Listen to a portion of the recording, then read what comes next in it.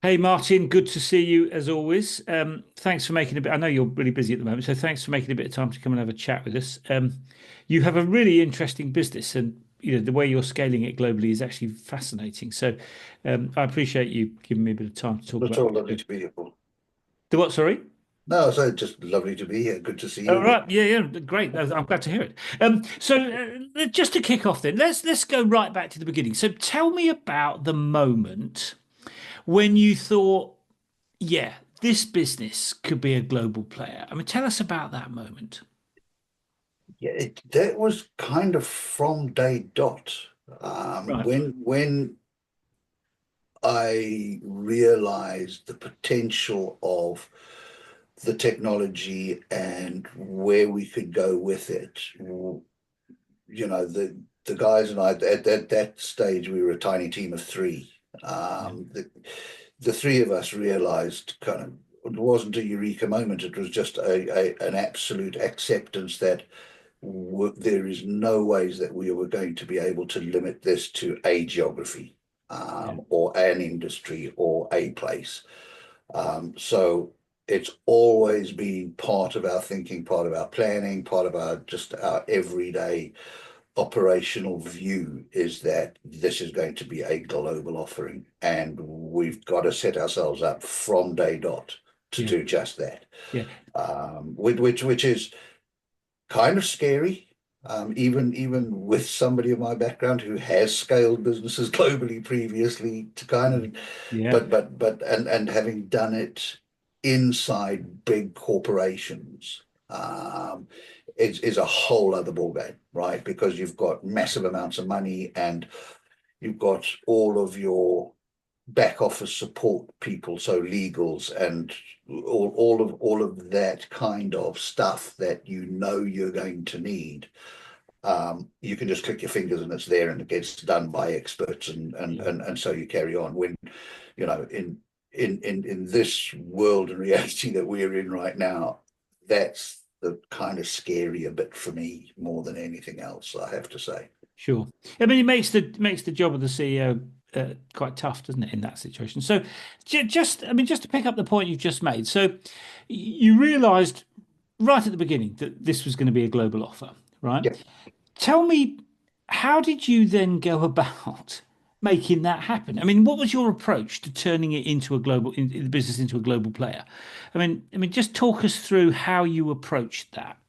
So, given what we do, um, it's kind of a one plus one equals three moment, right? Where Yeah. you realize that something is going to be bigger than just you.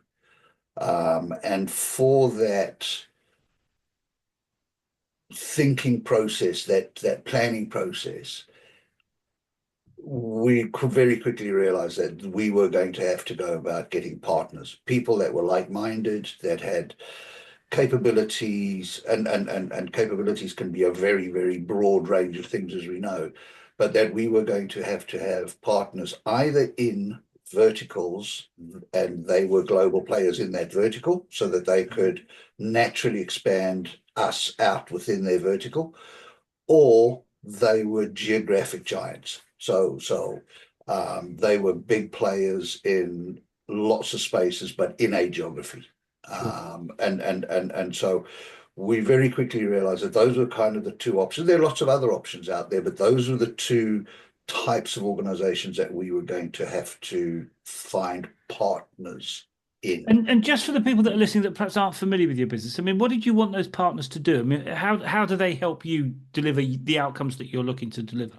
Right. So just briefly for those who don't know what we do, we've got a SaaS platform that helps emergency and disaster management organizations effectively do better. It gives them situational and Mm. operational awareness of the scene that they are looking to manage and save lives in. And the analogy I like to use is that, currently when they're on their way to an emergency, they're a little bit like a somebody playing a board game blindfolded. They don't know what they're about to hit.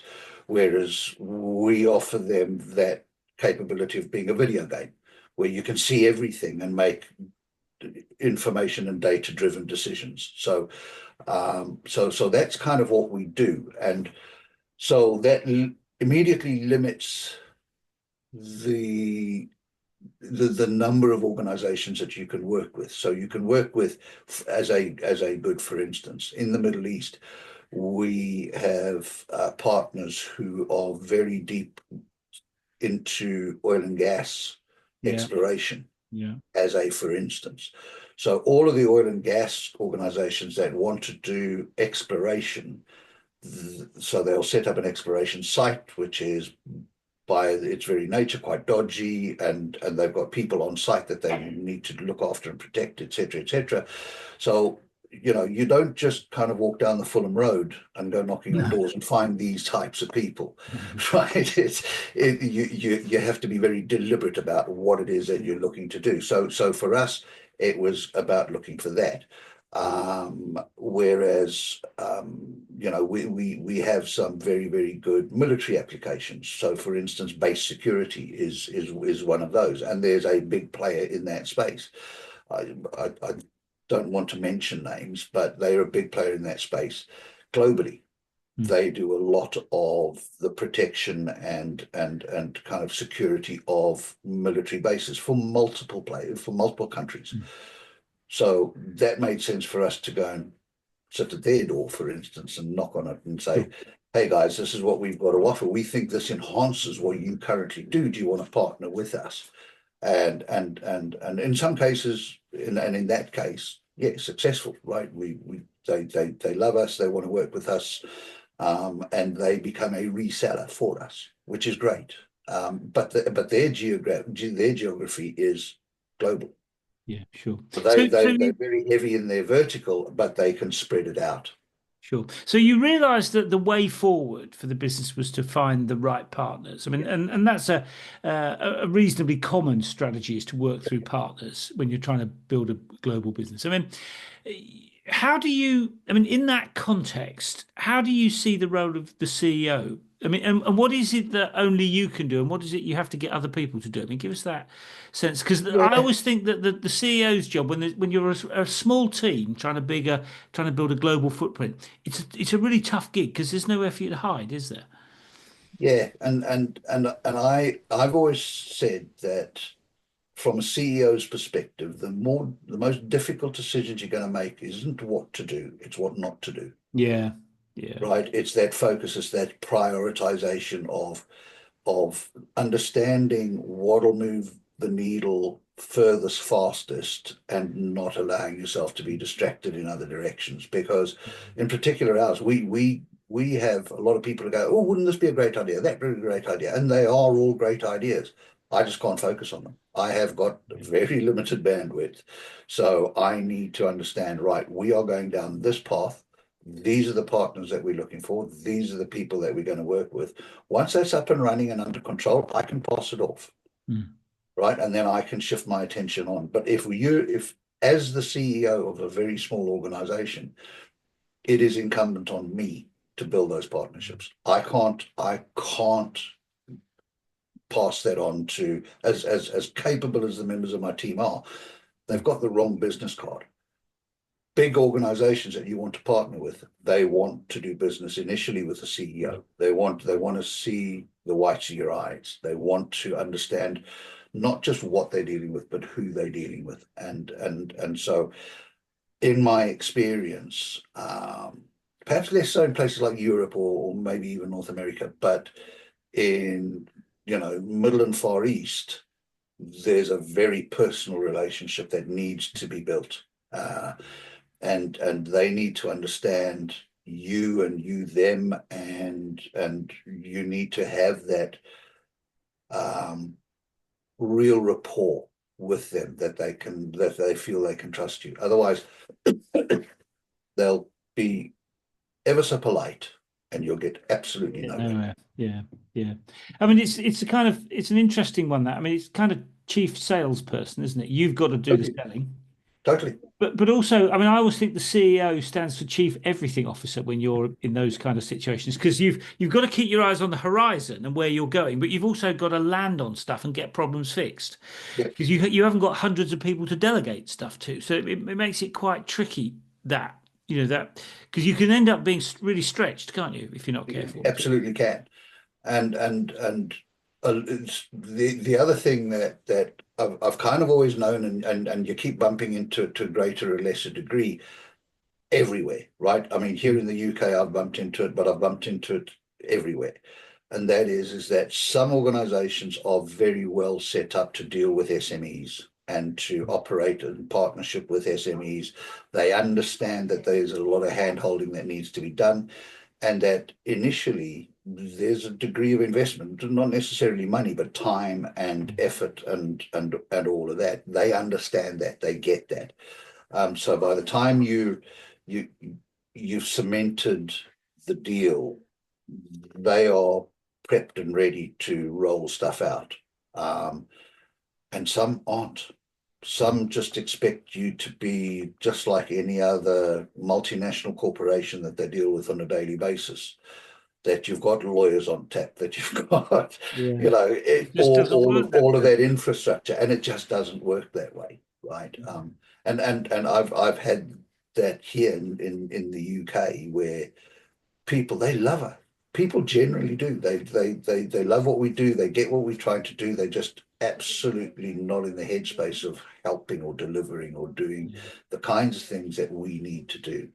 Or they try and tweak what we do that it fits their product range, Yeah. for instance, and that hasn't worked to date in this particular go round, No. right? So I mean, and one of the other interesting things about the CEO role in these situations, I mean, my experience is that it's a bit of a roller coaster. I mean, you can have ups and you have downs and everything in between. I mean, and the challenge. I mean, I mean, I quite enjoy that life, but the challenge is staying motivated, is it? I mean, what is it that gets you up in the morning and keeps you, if you like, riding the roller coaster? I mean, yeah, I think what people often ask me what's the single most important trait that a CEO has to have, mm, and it's resilience. yeah, There's this much bandied around term of being strong, but it's that resilience, and resilience in my case comes from an absolutely unshakable belief that what we are doing is going to matter, it's going to mm, count. mm, So for me, it's relatively easy. Yeah, the nature of building a business like this is that you are going to fail more than you succeed. yeah, If you understand that from day dot, you're going to be all right because you don't become blasé about not winning something or not being successful in a particular part of your endeavors. It's just acceptance that, okay, that happens. What do I learn from it? What must I do or not do next time round when I'm faced with those kinds of similar situations? Because you're going to make more mistakes than not. yeah, You're going to lose more than you win, and you have to understand that that is just part of the deal. yeah. Don't allow yourself to get too down, but don't become blasé about it either, because then you just will stop caring. Sure. And I mean, I know that that's absolutely critical to being a successful CEO in that setting. What about the team? I mean, one of the other interesting challenges about having a small team building a big global footprint is, you need a team that operates pretty effectively, pretty much all the time. You need a high performing team, don't you? But it can be tough on them when things go wrong and they have to deal with stuff. I mean, what's your take on how you build and keep motivated a high performing team that is also able to deal with the kind of roller coaster? I mean, perhaps less so than the CEO, but it can be quite difficult for the team, can't it? That's very difficult for the team. Mm. And I've just always kind of believed that if you just keep talking amongst each other, amongst yourselves about anything and everything, right? And not necessarily always business related, but more environmental stuff and just get their viewpoints and stuff like that. We're a pretty resilient crew anyway. Mm. And I've worked with three quarters of them in a previous life. And one of the things that always impressed me about those chaps that I've worked with before is that they are naturally strong-minded, Yeah, resilient, yeah, and experienced, right? And I think that experience that runs through our organization is a massive plus for us, um, because we're building something brand new. It's something that nobody's ever seen before. So as opposed to just, oh well, we're just a different flavor of that particular thing, or we're and so your pressure points change when you're doing something like we are, which is brand new, versus something when you're building something that might be classed as a me too, or a fast follower, or something along those lines, where you can latch on to previous wins, previous experiences, and say, well, it worked over there, maybe it'll work with this particular person. So we recognize that we are plowing a new road Mm. every time we kind of step out of the door. And so I think that it's motivational, Quite hugely exciting, I would think. motivational for the guys, right? We Yeah. we we all genuinely love what we're doing. Um, but I think it also brings that degree of realism that says, okay, let's try and make this one work where the last one didn't, and these are the mistakes I made, so I'm going to get around doing it. Mm. So yeah, uh, and I think so. So that's on the one hand. I think on the other hand is we treat the wins very similarly to the way we treat the losses, which is, okay, what, on the loss side, what went wrong? What did we do wrong? How can we do this better next time? On the win side, it's like, okay, what worked? Why have they gone down the road that they have? What can we learn from it? How can we replicate that? Can we turn that handle over and over again, or was this just a one-off? Yeah. So keeping that realism in front of us the whole time, I think, is something that's as important. I think that's on the one hand. On the other hand, we encourage vigorous internal challenge. Vigorous, Right. as in no holds barred. You Uh, can have a red hot crack at me if you want to. No bother with that.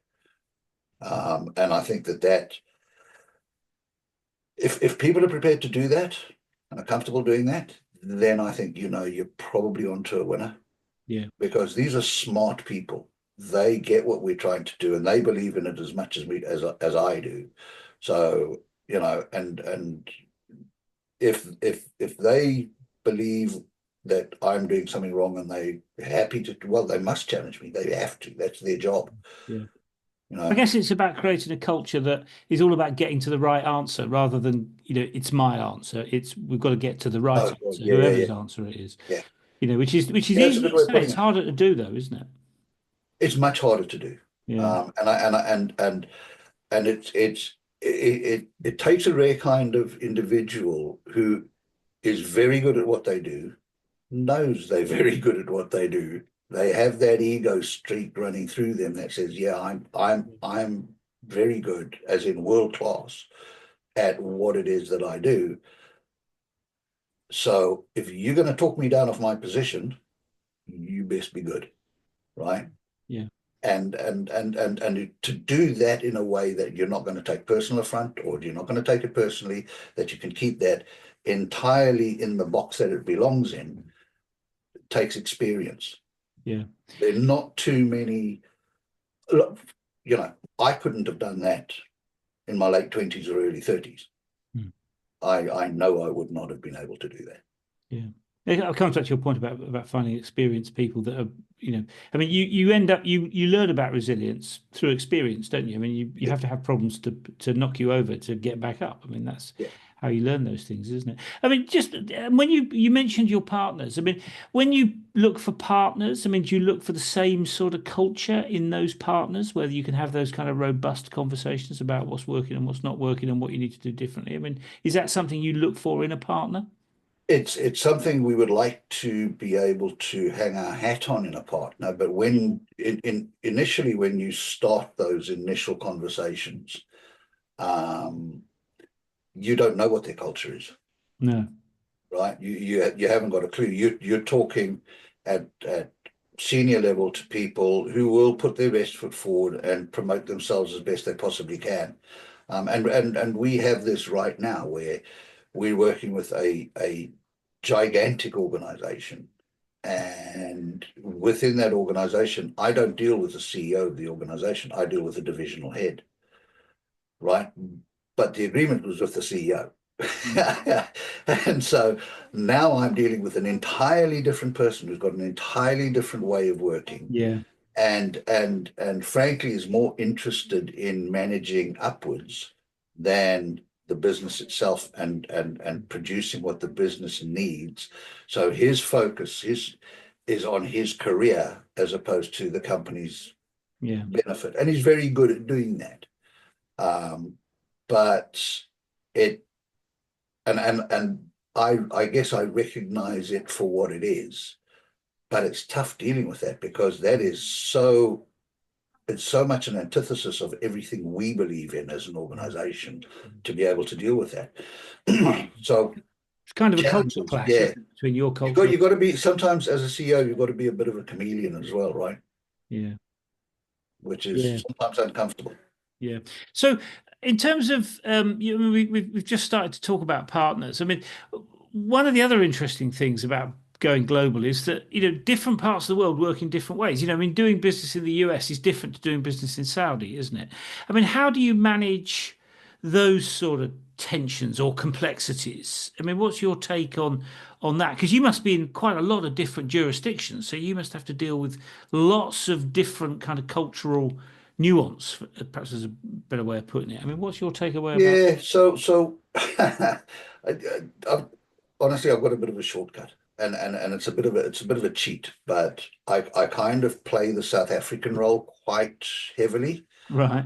and kind of ask forgiveness ahead of time if I'm a bit blunt with people.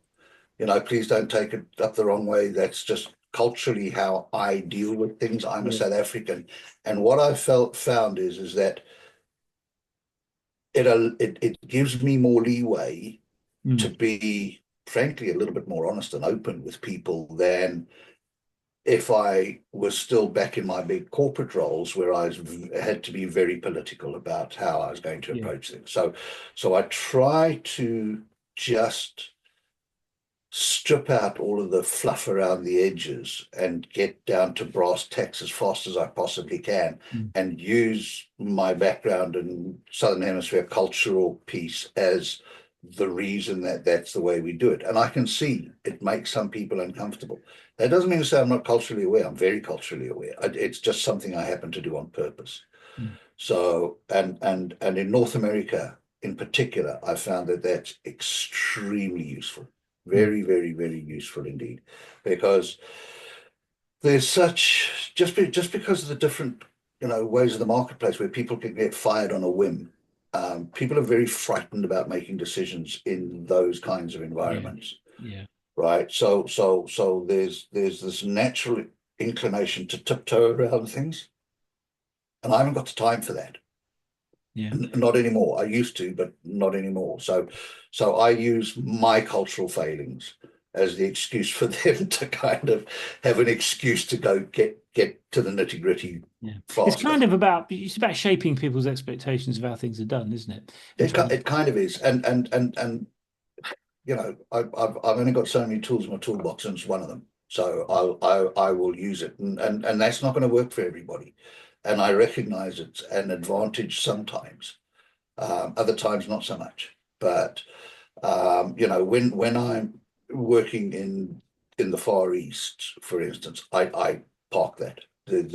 That does not translate into those kinds of cultures. So when I said CEOs sometimes have to be a chameleon, yeah, you do.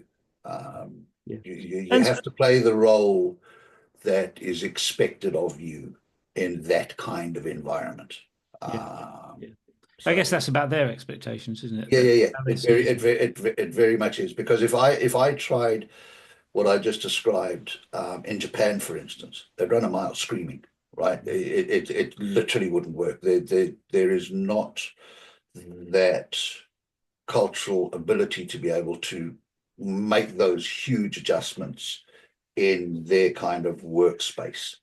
Um, and frankly, pretty much anywhere in the Far East. So, I've worked in Malaysia, Singapore, Indonesia. Over there, it's all about rapport and building rapport and letting people see through the veil of the type of person that you are. And in that environment, I'm just honest. I just let people know who I am and what I do and why I do it. Mm. Um, and for the most part, they are extraordinarily generous, kind people. We tend to forget that business is done, even in this big age of technology, business is done between people. Mm. And in those kinds of environments, you need to be very culturally sussed. Yeah, yeah.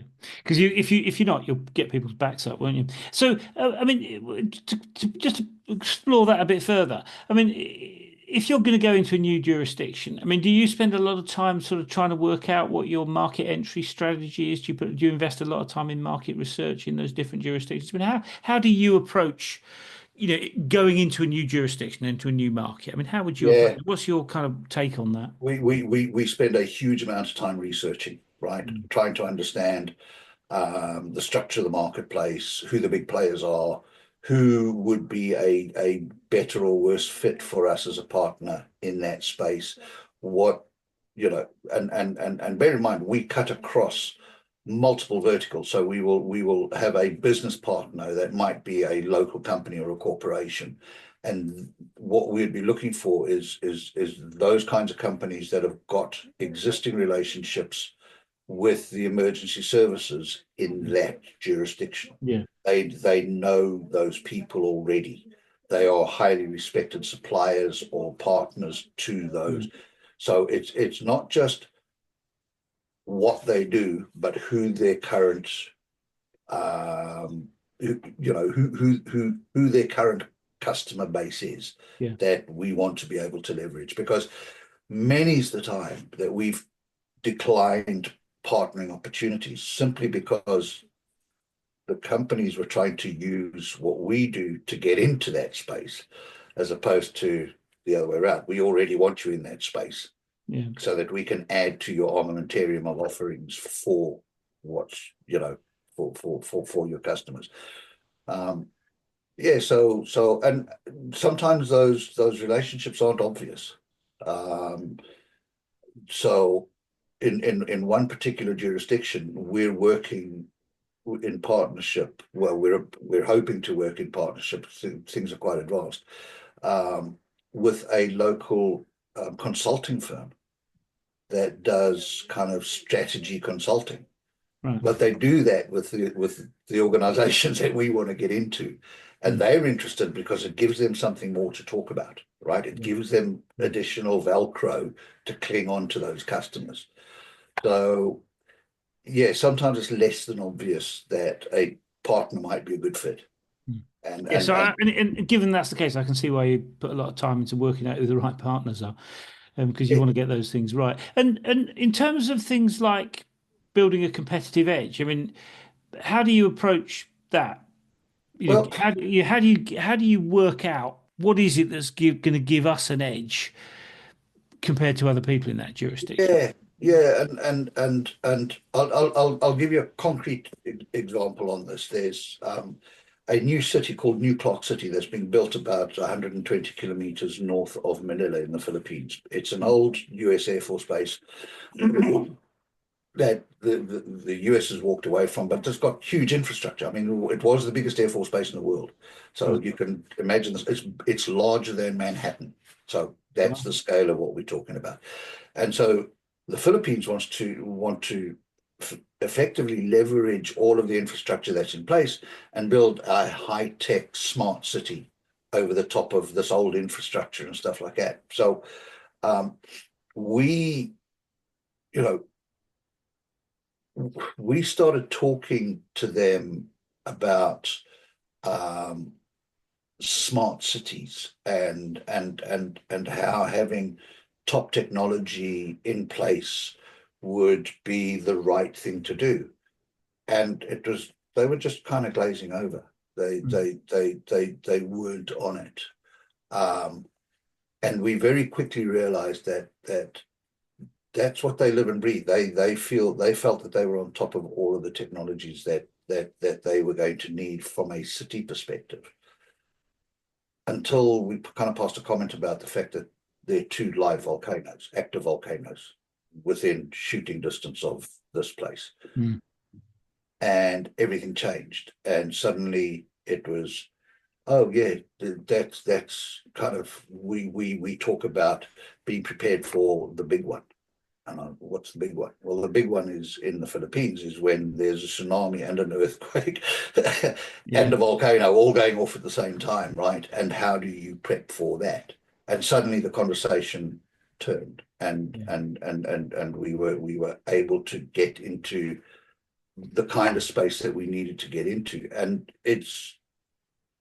there was just luck, fluke, right? But I think it speaks to how you go about looking and finding the right way into certain parts of the world and certain things. Um, Whereas sometimes you just fail. yeah. And to come back to the point I made earlier on, I mean, there's only you to do that, or you and maybe one or two other people. I mean, yeah, and there's in that situation, I guess there's lots of stakeholders that need to be managed. I mean, how do you approach that? Well, yeah, honestly, that's what you need the partners for. Yeah, Um, so uh, just here in the UK, I've been walked into some very senior governmental offices that in a month of Sundays I wouldn't have gotten into by myself. mm, But because we've got some big partners here in the yeah, UK that deal with them on yeah, an ongoing basis, all I needed to say to the partner was, "Who in your organisation deals with that department?" And they go, "Oh no, well it's Joe down the road. I'll get him to give you a call." And it's as simple as that. That's the way you kind of, if you've got a really good partnership and everybody trusts each other, they're happy to walk you in that door. And so some of the, to your point, that sometimes I'm a salesperson and sometimes I'm a CEO. Um, in those situations, I just become a rep. I just sell what we've got to offer, mm, um, just with a fancy business card. Because very often that's what I feel like I am. That I'm out there selling a product. We built the product, it works, we know it works. It's just finding the right people. sure. And the other interesting thing about your particular arena is that you're dealing. I mean, part of what your your technology does is helps people to deal with disasters. Yes. I mean, what's your take on risk as it occurs to you? In the fact that if you have a disaster, what's your feelings about that? Because that can keep people awake at night quite a lot of the time. Yeah.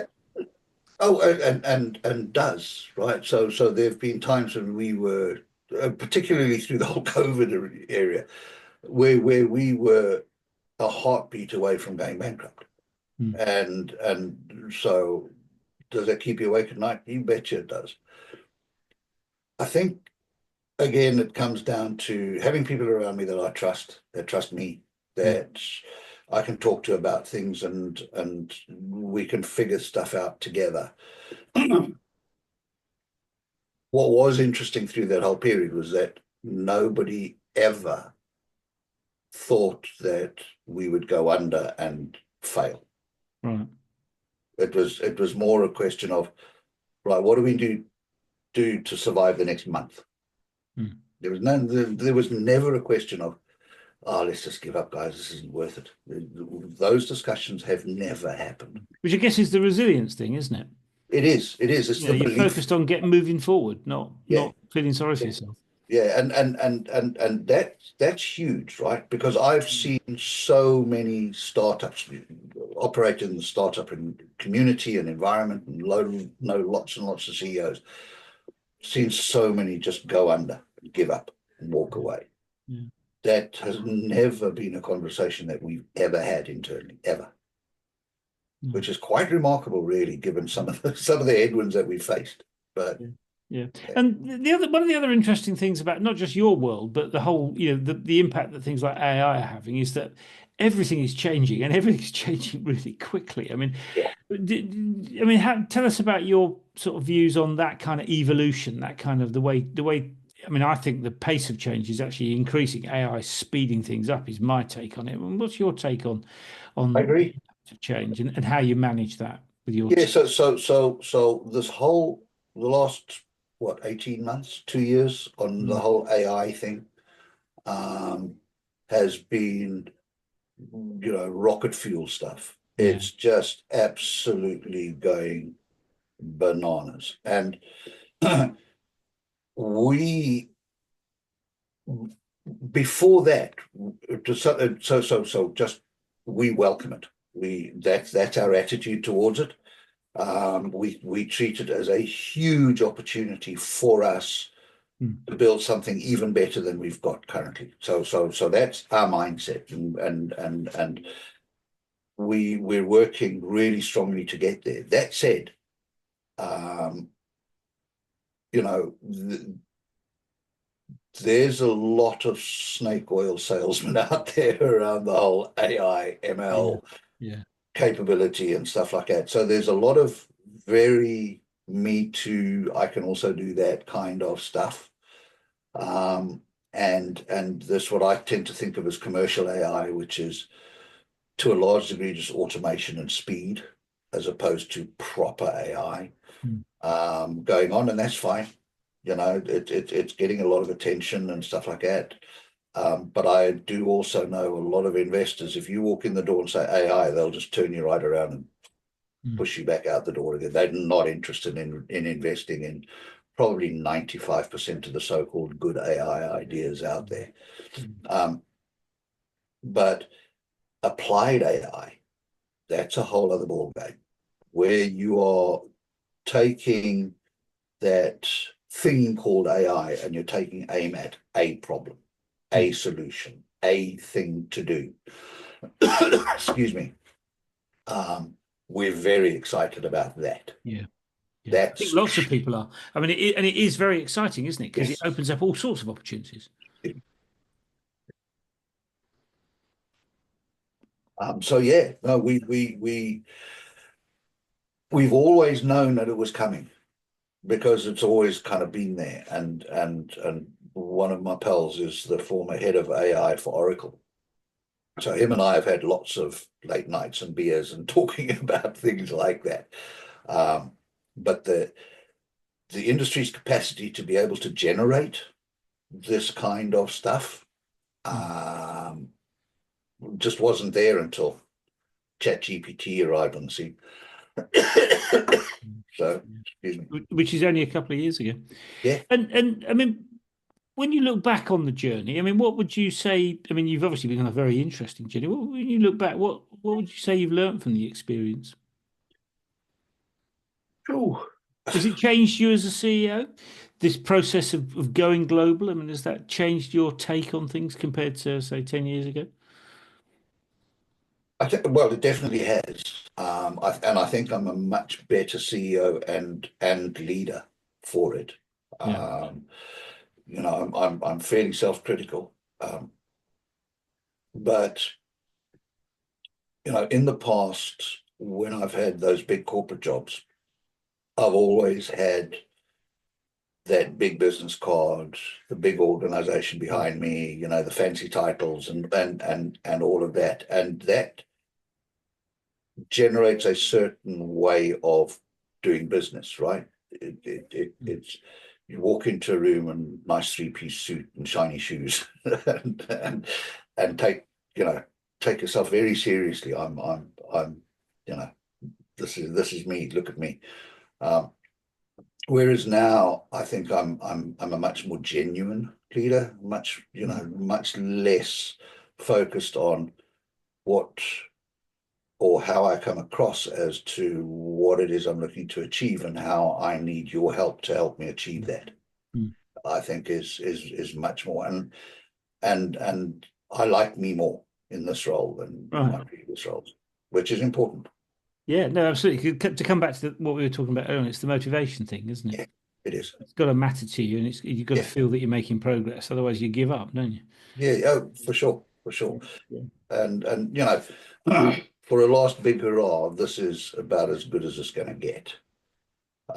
If we can turn this into what we want to turn it into, and I still firmly believe we will, that'll be something that I'll be very proud of. Yeah. Yeah, sure. And let me just one last question before we wind up. I mean, that's been a fascinating conversation. If there was one thing that you wish you knew now, at the beginning, or sorry, there's one thing that you know now that you wish you knew at the beginning. I mean, what would that one thing be?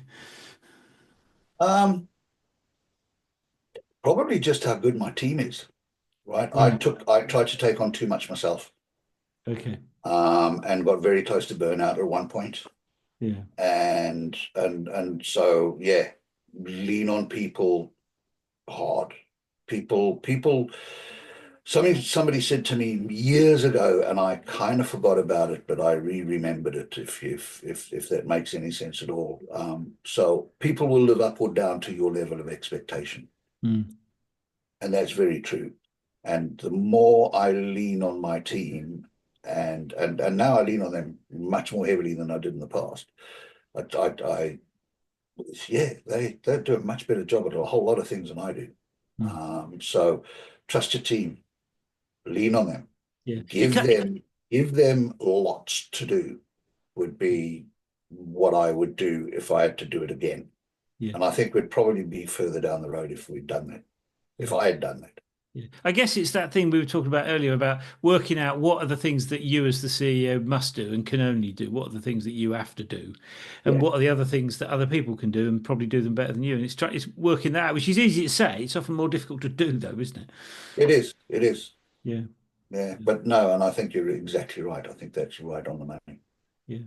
Martin, thank you for No, not at all, talking Paul. us It's been through lovely that. I chatting. mean, I mean, it's been a fascinating journey that you've been on, and Yeah, you're doing lots of exciting things. And I think actually you've probably got a pretty exciting future, actually. So I really appreciate you taking time to talk about that, and good luck with the next bit of the journey.